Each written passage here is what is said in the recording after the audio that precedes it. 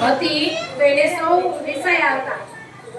એક દિવસ ઉંદરની સાથે કોઈ રમવા તૈયાર નહોતું. તો બહાર નીકળી ઝાડની ડાળે ચકલી બેઠી હતી. તો ઉંદરડીને કહે, ચકીબેન, એ ચકીબેન, મારી સાથે રમવા આવશો? ચકી બોલી, ઘીને ખીચડી ખાઉં છું, રમવા આવું ના. ચકલી ના પાડી અને ભૂલી ઉંદરડી આગળ ચાલી. ઝાડ ઉપર ખિસકોલી દોડાદોડી કરતી હતી. ઉંદરડી કહે, ખિસકોલી બેન, એ ખિસકોલી બેન, મારી સાથે રમવા આવશો? ખિસકોલી બોલી, તું તો ગાળો બોલો છો, હું તો અણકલાની તોલે છું, તારા જેવી ભૂંડીને હું સાથે કોણ રમે? ઉંદરડી તો આગળ ચાલી. સામેથી સસલાભાઈ આવતા હતા. ઉંદરડી બોલી, સસલાભાઈ, એ સસલાભાઈ, મારી સાથે રમવા આવશો? નહીં આવું. સસલો ના પાડે છે. બધાય ના પાડી રમવાની. જોજો વાતાવરણમાં લડતી તું તારી સાથે રમવું કેમ? એમ ઉંદરડી તો જડવા જેવી થઈ ગઈ. એની સાથે બધે ના પાડી કેમ રમવું? એટલે ઉંદરડી રોવા માંડી કે બધા મારી સાથે કેમ આવું વર્તન કરે છે? કઈ ભૂલ નથી થઈ ગઈ ને? કોઈ રમતું નથી. ઉંદરડી આગળ ચાલી. નદી કિનારે દેડકાભાઈ મળ્યા. ડ્રાઉ ડ્રાઉ કરતા હતા દેડકાભાઈ.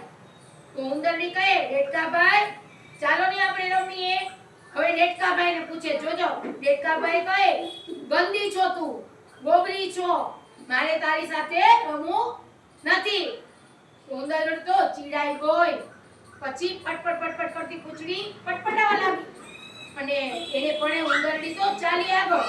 ચાર ગલુડિયા આંધળો પાડો રમતા હતા. તો આંધળો પાડો રમવાનું ઘણું ગમતું હતું. ગલુડિયા પાસે જઈને બોલી, મને રમાડો છો? મને રમાડો છો? એમ બોલી. તો ઉંદરડી જોઈને ગલુડિયાને કહ્યું, તેને નહીં રમાડું. તો બાએ તારી સાથે મને રમવાની ના પાડી છે. ઉંદરડીને બધા ના પાડે છે કે ઉંદરડી ગંદી હતી, કાળી હતી, ગંધારી હતી. એટલે ઉંદરડીને બધાય કેમ ના પાડે છે? કંઈક તો વાક હશે ને ઉંદરડી. એટલે આ રમવાનું એને માંડી વાળ્યું. ઉંદરડી થાકી ગઈ, ધીમીધસ થઈ ગઈ, ઝાડવા નીચે બેઠી હતી. આંખોમાં આંસુ આવી ગયા. ડબ ડબ ડબ ડબ ડબ ડબ કરતા આંસુ ટપકાવતી હતી. અને ઉંદરડી તો આમ રડવા લાગી. ઝાડની ડાળે એક પોપટ બેઠેલો. પોપટ કહે, ઉંદરડી, એ ઉંદરડી, બેટા, સાથી વનની સાથે માટે આમ રમો છો, રડાવો છો, શા માટે? ખાધું પીધું ને રાજ કર્યું એટલે આ મહેનતનું ફળ મીઠું લાગે.